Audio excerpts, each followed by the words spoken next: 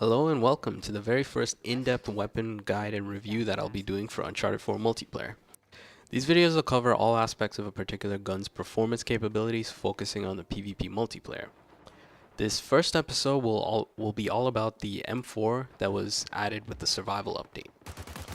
So the M4 was one of the best weapons back in Uncharted 2 multiplayer with its high rate of fire and accuracy. Is one of the weapon pickups that were fought over the most in Uncharted 2 multiplayer matches, and it was considered by some to be overpowered in Uncharted 2 multiplayer as well. So with that said, does Uncharted 4's M4 live up to these expectations? Not quite. It's not the monster that it once was in Uncharted 2, but don't let that fool you. It's still very capable, and you may need to adjust your playstyle a little bit just to get the most out of the gun. So there's several other automatic rifles in the game, and the M4 sets itself apart by having superior accuracy and very easily manageable recoil at the cost of low damage. And it pretty much has the best combination of accuracy and recoil out of any automatic weapon in the game, and this for me makes it one of the most fun weapons to use in the game because of the great handling characteristics. All of your shots feel like they're landing exactly where you want them to, and very few weapons have this feeling where both the accuracy and the recoil feel just right. So let's take a look at some stats for this gun. So from my damage tests, the M4 does a body shot damage per bullet of 12 points of damage up close, which then drops off to 10 points of damage when further away. Then again drops off to 9 points of damage when very far away. The M4 also has a headshot multiplier of 2, so that means that the damage per bullet values that I just mentioned will be doubled if you get a headshot. And most weapons in the game are set up to have 2 ranges where the damage drops off, and since the M4 only loses a few points of damage with each drop off, it means that only one additional shot will be needed to down someone beyond each damage drop-off point. So some other stats related to gun mods are the M4 has a standard starting ammo of 75 bullets, and this is increased with the starting ammo mod to 135 bullets. And this can be a pretty good upgrade considering that I do find I burn through the ammo with the M4 very quickly due to its fast fire rate and also the number of shots it takes to down someone. And this can be a good mod to use, but in general I think using Scavenger is better for this purpose since it helps with ammo management for both your pistol and your long gun as well. You get 30 bullets per ammo pickup normally for the M4, and this amount can be increased with the Scavenger booster. The M4 has a standard clip capacity of 30 bullets, and this is increased with the clip capacity mod to 40. This is a very good addition since the M4 does very low damage per bullet, and it will take a lot of shots to down someone, so you'll want to be able to deal as much damage as possible before you need to reload your gun.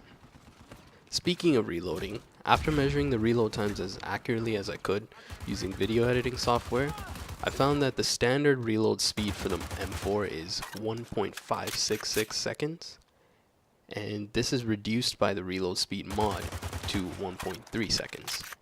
And I'll play this a couple of times so you can see the side-by-side difference between them.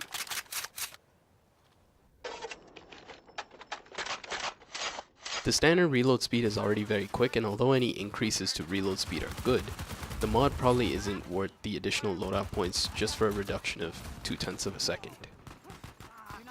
Now for blind fire accuracy, I'm personally completely against blind fire as a mechanic in itself, and I would never equip the blind fire accuracy mod on any gun.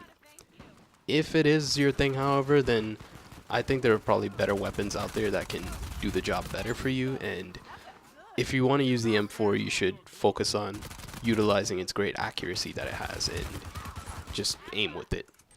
The silencer is an interesting mod that I found that benefits a lot of weapons that take a higher number of shots to down someone. When you use a silencer and you shoot an unaware enemy, it takes a bit longer for the person to react to where they're being shot from, and this can even help you take down multiple enemies very quickly before they're able to react to you. It's a great mod to use as well if you haven't completely gotten used to the handling of a weapon yet.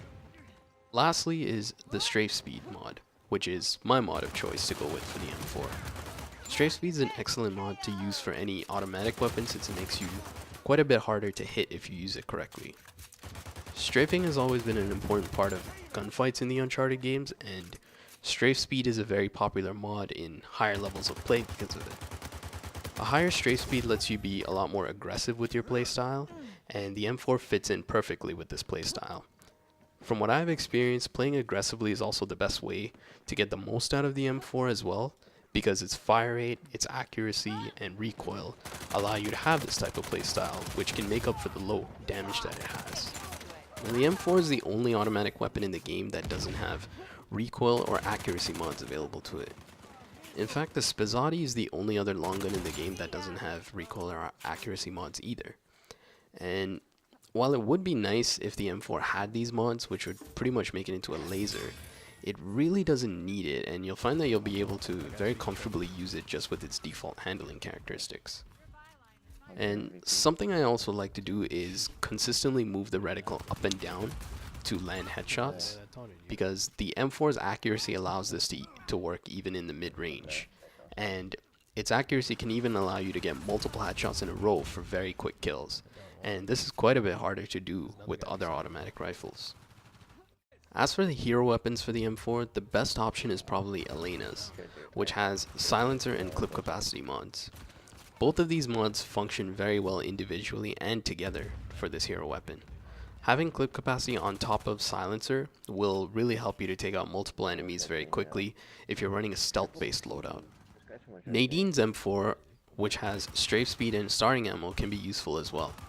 Strafe speed is one of the best mods, as I previously mentioned, and starting ammo is definitely a better addition to the M4 than it is to some of the other guns. And the last hero weapon that might be worth considering is Rafe's, which has reload speed and clip capacity. So reload and clip capacity mods work very well together on pretty much any gun, since they both keep you shooting for longer and reduce the time you have to spend on reloading. However, as we saw with the testing, the reload speed mod does very little for the M4, so it's up to you whether you think this hero weapon is worth the loadout points or not. As for myself, I'd rather go with one of the other two options if I were to choose a hero weapon. Now let's talk a bit about setting up the rest of your loadout to help you get the most out of the M4. As I mentioned before, the best way to get the most out of the M4 is to play very aggressively, so we'll need mods, purchasables, and boosters that help us to do this. So I would recommend the strafe speed mod as the best mod to equip to help you play very aggressively. And in terms of gear, grenades and C4 support a very aggressive playstyle to help you push into areas where the enemies would be. Having mysticals that help you to push in, such as Indra's Eternity and El Dorado, are also useful. And my recommended boosters to go with the M4 for an aggressive playstyle are Weapons Expert, Gunslinger, Scavenger, and Lock and Load. All of these boosters help to keep you on the offense and ensure that you waste as little time as possible reloading or switching weapons. Alternatively, you could also use a stealth-based loadout for an aggressive stealth-based playstyle, which focuses on flanking enemies. For this type of playstyle, equipping a silencer mod or Elena's M4 is the way to go for this. And all of the previously mentioned loadout items can also work well for this too, but you may also want to include Stealth 2 or 3 and Silent Assassin 2. If you or one of your teammates are also using a staff, it makes it even better to help you get some good flanks. Remember, play aggressively to get the most out of the M4. So the M4 is a very capable gun and it feels great to use, and it's pretty much the only thing I've used throughout Season 3 of Ranked, and it served me very well there, as you can see from the footage. And while I don't think it's up there with the HS-39 in terms of its effectiveness, it does provide a very good alternative for anyone that doesn't really like the other auto rifles or just wants something a little different to try out. So that's it for my in-depth guide to the M4. Let me know all your thoughts in the comments, and leave a like if you enjoyed, and please subscribe if you'd like to see more. Thank you very much for watching, and I'll see you in the next one.